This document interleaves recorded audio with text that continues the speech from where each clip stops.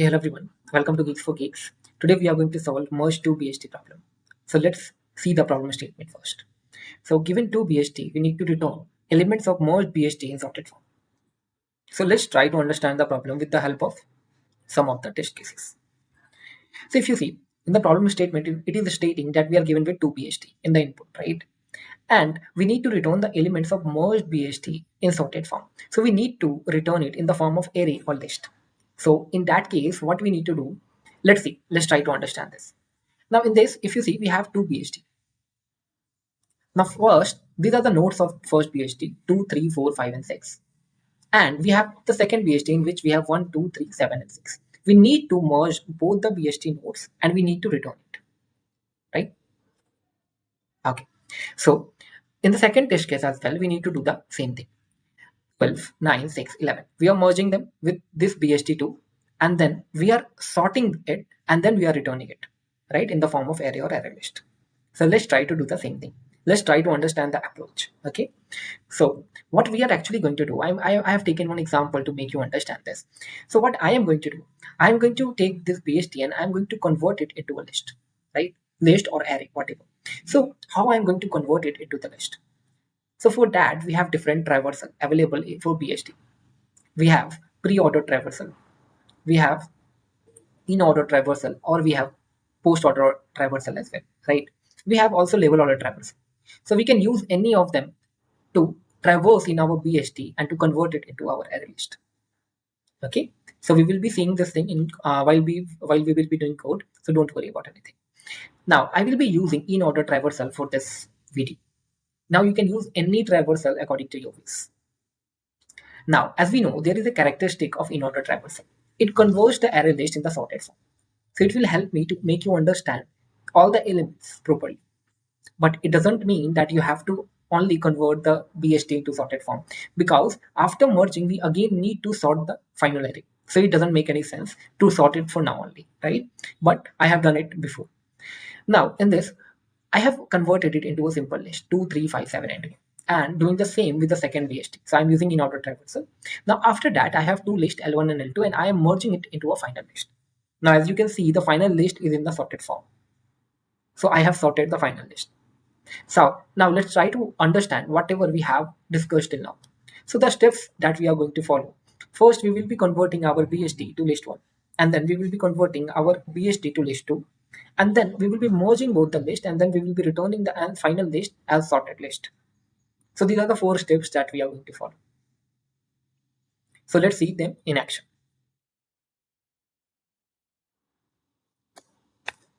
So first of all, as decided, we are going to create a list. So let's create a list first.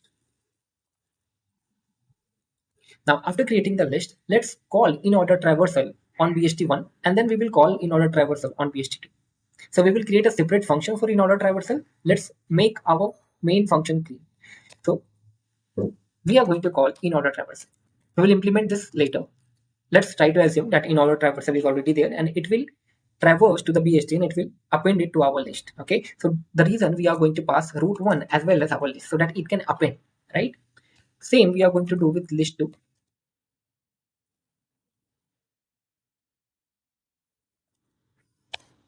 Now, once we have nodes of BST1 and BST2 in our list, now what do you think? What should we do? Now we should sort it and we should return it. So let's sort it list.sort using the sort function and then we are going to return list. That's it. Now we are yet to implement in order function. So let's try to implement in order function now.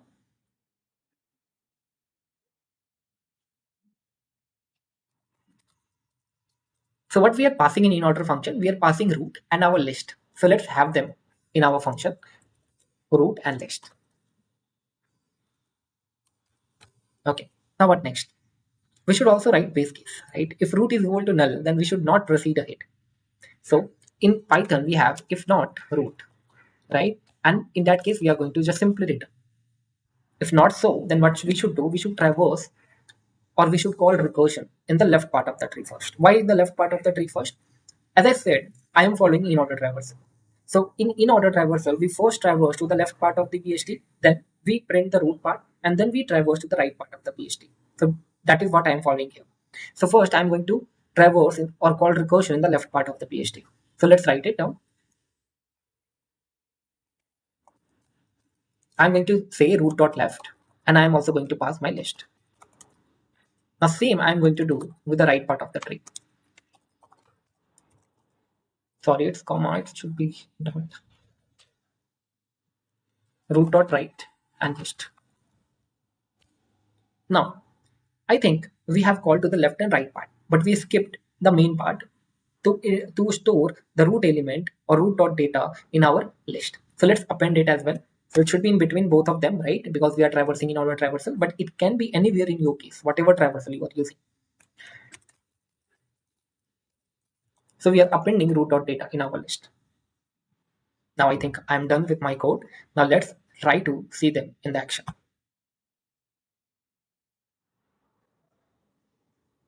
So our code is passing. Let's see if it is passing all the test cases.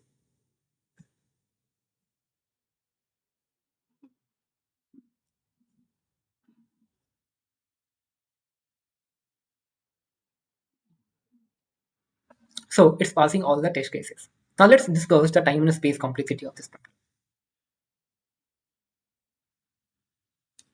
So let's see what are the steps that we have followed. It will help us to get the time complexity.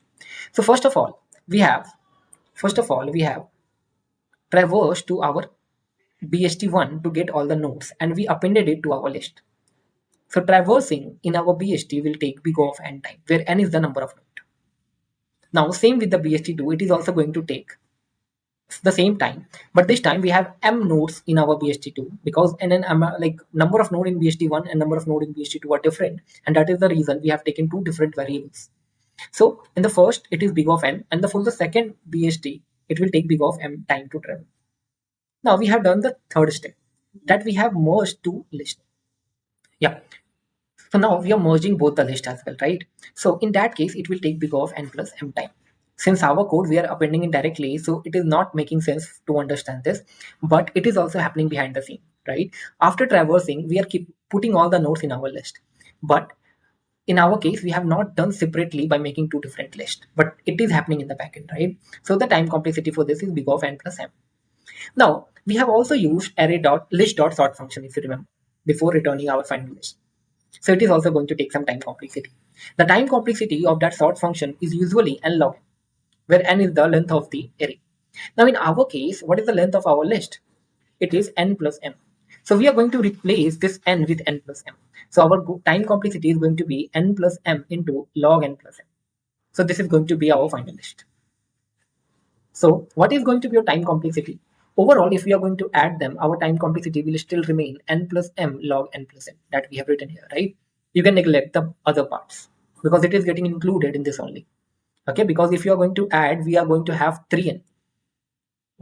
So that constant can be neglected. So overall time complexity is going to be this.